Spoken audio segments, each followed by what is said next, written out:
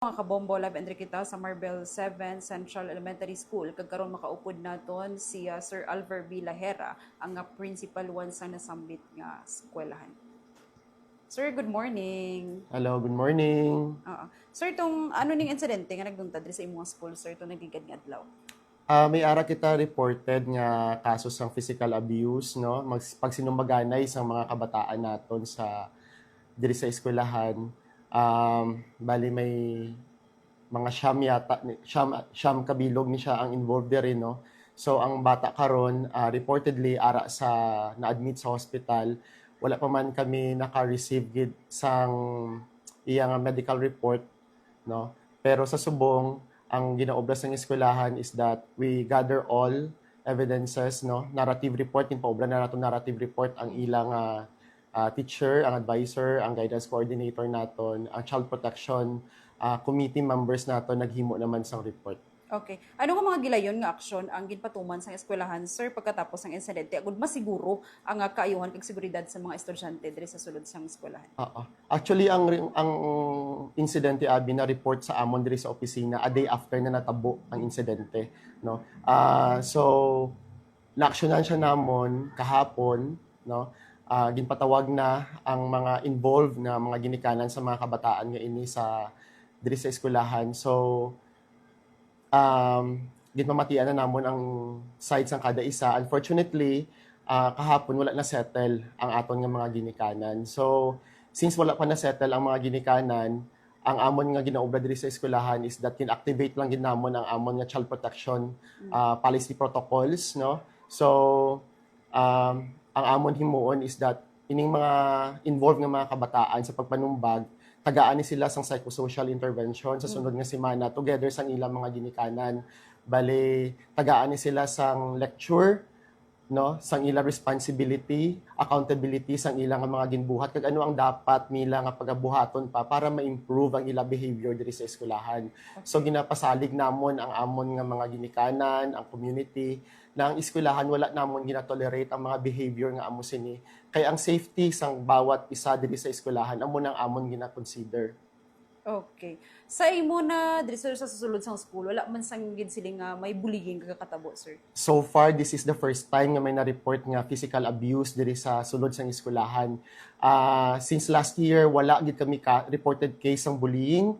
Amo na subong nga medyo naalarma kami nga may natabo nga physical abuse diri sa sulod sang eskwelahan.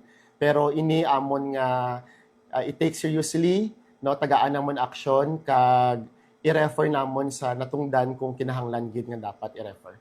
Okay. May mga persona bala, sir, nga ginakabing nga responsable kag ano ang mga possible disciplinary measure nga ipatuman sa school policy? As of now, hindi kami maka-impose sa mga disciplinary actions kay ang involved diri is puro man minor, no? So since puro minor ang involved diri, ang mga legal implications ini is hindi namon masabat pa as of now. So dapat namon i-refer sa division office, sa barangay, kag sa City Social Welfare and Development Office.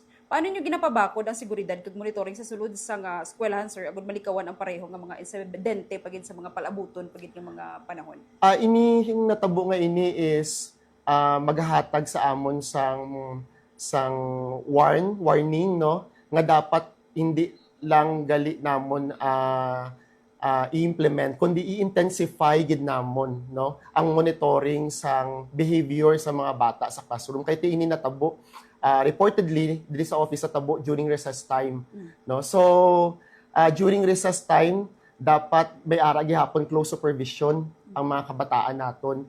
Hindi lang gali pwede nga dapat hayaan naton sila nga nag-recess nga sila lang, no. So kay basi pwede matabo. So ini siya ang amon himuon is that i-intensify namon ang campaign namon against physical abuse sa mga kabataan. Himuon namon ini siya siguro regularly, hindi lang siya quarterly kundi regularly, kung pwede monthly, no, pag-integrate sang anti-bullying campaign sa classroom pag sa lessons sang mga kabataan.